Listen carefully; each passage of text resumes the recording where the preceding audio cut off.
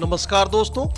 Sukhoi और F-35 के बीच कौन सा लड़ाकू विमान चुनेगा भारत? यह भारत के लिए एक अहम फैसला कि वह अपनी वायुसेना को आधुनिक बनाने के लिए किस दिशा में जाए। लेकिन क्या एक आधुनिक अमेरिकी फाइटर जेट इस समस्या का सही समाधान है? भारत के लिए यह निर्णय कि वह अपने वायुसेना के आधुनिकीकरण के लिए कौन सा लड़ाकू विमान का चयन करेगा, एक महत्वपूर्ण और जटिल सवाल है। वर्तमान में दो प्रमुख विकल्प सामने हैं, अमेरिका का अत्याधुनिक F-35 फाइटर जेट और रूस का सुखोई Su-57। इन दोनों विमानों की तुलना में कई राजनीतिक, आर्थिक और रणनीतिक पहलुओं को ध्यान में रखना आवश्यक है। लेकिन सवाल अब भी वही है कि क्या एक आधुनिक अमेरिकी फाइटर जेट इस समस्या का सही समाधान है? आइए सब समझते हैं, वो भी विस्तार पूर्वक।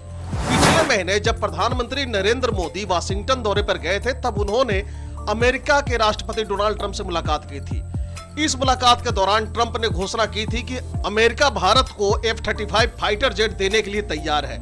यह जेट अमेरिका केवल अपने करीबियों और सहयोगियों को ही देता है। इसके बावजूद भी अमेरिका भारत पर मेहरबान हुआ कि वह भारत को भी F-35 फाइटर जेट देगा।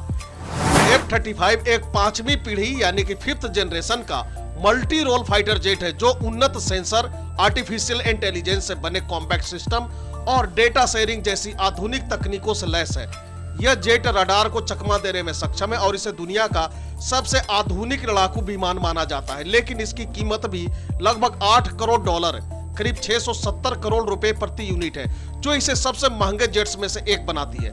5th जनरेशन फाइटर जेट की सबसे बड़ी खासियत इसकी स्टेल्थ यानी कि अदृश्य रहने की क्षमता है। कई जानकारों का कहना है कि भारत की वायुसेना में लड़ाकू विमानों की संख्या लगातार घट रही है और चीन की सैन्य ताकत बढ़ रही है। ऐसे में भारत के सामने एक सवाल यह है कि या तो अमेरिका से आधुनिक लेकिन बेहद महंगा F-35 खरीदे, या फिर रूस के साथ रक्षा सहयोग को और मजबूत करते हुए उसके सबसे आधुनिक stealth fighter jet Sukhoi Su-57 का प्रोडक्शन अपने यहां करे, यानी कि लोकल मैन्युफैक्चरिंग। एक्सपर्ट लोगों का मानना है कि यह मामला इतना सीधा नहीं है। अमेरिका और रूस के बीच जो प्रतिद्वंदिता है, उसकी एक अहम झलक पिछले महीने बेंगलुरु में हुए एशिया के सबसे बड़े air show, India air show में देखने को मिली। इसमें दोनों देशों के जेट विमानों ने हिस्सा लिया है। यह दुनिया में पहली बार हुआ कि अमेरिका का F-35 और रसिया का Su-57 एक साथ किसी एक एयर शो में देखने को मिला। ट्रंप की F-35 की पेशकश प्रतीकात्मक लगती है ताकि अमेरिका अपने हथियारों की बिक्री बढ़ा सके। भारत की वायुसेना पहले से ही अपने स्वदेशी fighter jet advance medium combat aircraft यानी कि AMCA-M का और फ्रांस से खरीदे गए राफेल जेट्स पर ध्यान दे रही है। दरअसल भारत को जब तक अमेरिकी विमानों के को प्रोडक्शन का अधिकार नहीं मिल जाता, तब तक इस तरह की डील उसके लिए मुश्किल होगी। एमका को भारत का रक्षा अनुसंधान एवं विकास संगठन यानी कि जिसे हम DRDO कहते हैं, विकसित कर रहा है और यह भारत का अपना स्टेल्थ फाइटर जेट होगा। यह संभावना बहुत कम है कि अमेरिका F-35 के सह निर्माण का अधिकार भारत को देगा। अगर भारत इसे खरीदता भी है तो यह सिर्फ सीधी बिक्री होगा। यह प्रधानमंत्री मोदी के मेक इन इंडिया अभियान के अनुरूप नहीं होगा। साथ ही F-35 की डील के बाद भारत पर जो सख्त एंड यूजर मॉनिटरिंग लागू होगी, वह भी भारत को रास नहीं आने वाला।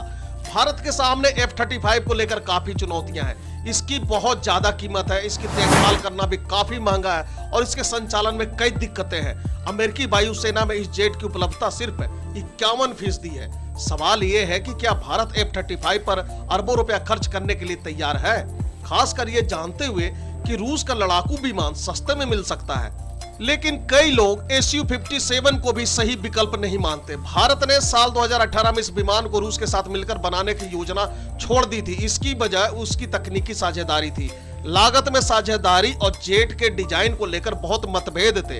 यह साफ है कि भारतीय वायुसेना में लड़ाकू विमान पुरानी हो रही है और भारतीय वायुसेना लड़ाकू विमानों की कमी से भी जूझ रही है। भारत के पास फिलहाल 31 फाइटर और कॉम्बैक्ट स्क्वाड्रन है, जिनमें ज्यादातर रूसी मैन्युफैक्चरर और सोवियत संघ के समय के हैं, जबकि जरूरत 42 स्क्वाड्रन की है। और सबसे बड़ी समस्या है कि सुखोई 30, जो भारतीय वायुसेना का सबसे भरोसेमंद विमान है, उसके लिए एक बेहतर और दीर्घकालिक विकल्प खोजना। आप अगर भारत के पड़ोसी देशों के साथ कंपेयर करके देखेंगे तो यह आंकड़ा बहुत ही चौंकाने वाला होगा। अगर मिलिट्री बैलेंस के दिए गए डाटा का हवाला की बात करें तो जो भारत के लिए चिंता बढ़ाने वाला है, साल 2014 से साल 2024 के बीच चीन ने अपनी सेना में 435 नए फाइटर और ग्राउंड अटैक विमान जोड़े, पाकिस्तान ने भी 31 नए विमान जोड़े, जबकि भारत की वायुसेना के पास 151 लड़ाकू विमानों की कमी हो गई, यानी उसे हमने डिसकंटिन्यू कर दिया, अपने बेड़े से हटा दिया। भारत की लड़ाकू विमान विस्तार योजना मुख्य रूप से स्वदेशी निर्माण पर केंद्रित है, जिसमें 500 से अधिक विमानों को शामिल करने की योजना है। इनमें ज्यादातर हल्के लड़ाकू विमान यानी कि LCA होंगे। भारत ने 83 तेजस मार्क 1A विमानों का ऑर्डर दिया है, जो एक तेज और बहुउद्देशीय स्वदेशी फाइटर जेट है। इसके अलावा 97 और तेजस मार्क 1A के ऑर्डर जल्द ही दिए जाएंगे। साथ ही ज्यादा भारी और एडवांस तेजस मार्क 2 का भी विकास जारी है, यानी कि वह अपने डेवलपमेंट स्टेज पर है। हालांकि स्टेल्थ फाइटर जेट की बात करें तो भारत का अपना स्टेल्थ बनने में अभी भी कम से कम 10 साल का और वक्त लग सकता है। भारत ने वायुसेना के $20 अरब के मल्टी रोल फाइटर एयरक्राफ्ट यानी कि MRFA कार्यक्रम के तहत 114 मल्टी रोल फाइटर जेट खरीदने की भी योजना बनाई है। इस योजना के तहत विदेशी जेट विमानों को भारत में बनाने की शर्त रखी गई है, जिसमें ट्रांसफर ऑफ टेक्नोलॉजी की जरूरत होगी, और यही इस प्रोजेक्ट की सबसे बड़ी चुनौती है।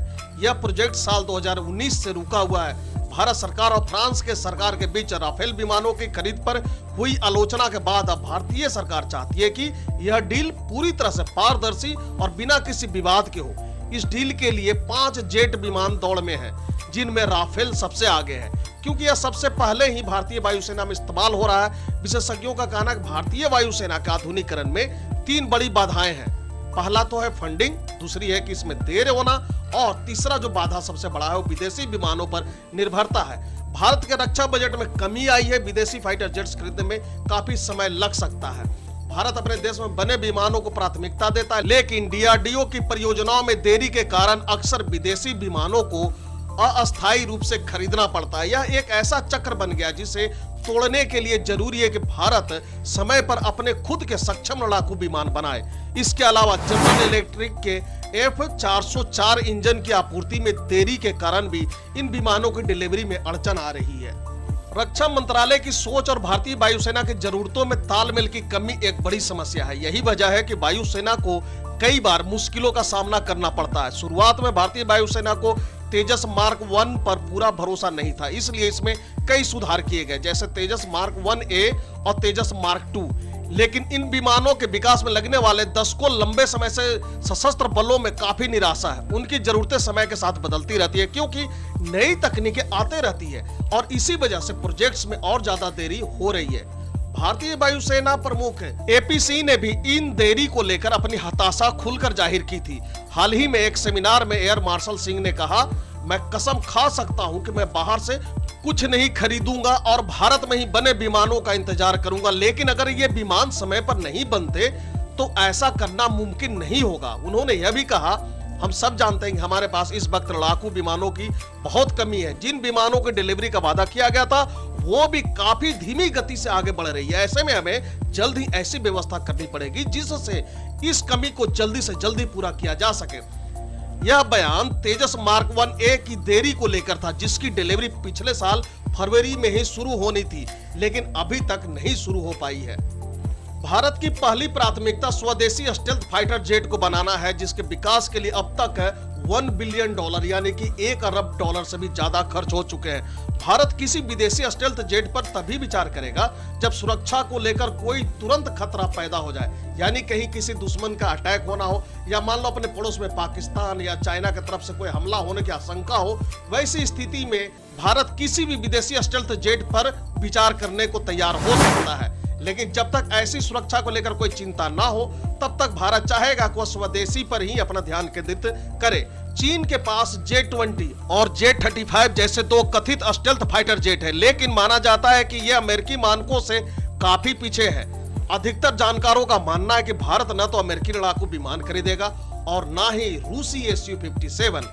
अल्पकालिक रूप से जब भी जरूरत पड़ी है, भारत ने आपातकालीन खरीद करके कमी पूरी की है। मध्य अवधि में भारत साझा निर्माण को यानी कि को प्रोडक्शन पर ध्यान देगा, लेकिन लंबे समय का लक्ष्य साफ है, अपने लड़ाकू विमानों का देश में निर्माण करना। भारत के लिए वायुसेना की ताकत सिर्फ विमान खरीदने में नहीं है, बल्कि इन्हें भारत में बनाना ज्यादा जरूरी है, वो भी किसी मजबूत पश्चिमी साझेदार के साथ। लेकिन इस लक्ष्य को पूरा करने के लिए जरूरी है कि भारत अपने स्वदेशी लड़ाकू विमानों को समय पर तैयार करे। अगर इन सब पर निष्कर्ष की बात करें तो भारत के लिए यह निर्णय कि वह सुखोई Su-57 और F-35 के बीच किसे चुने सिर्फ तकनीकी पहलुओं पर आधारित नहीं हो सकता।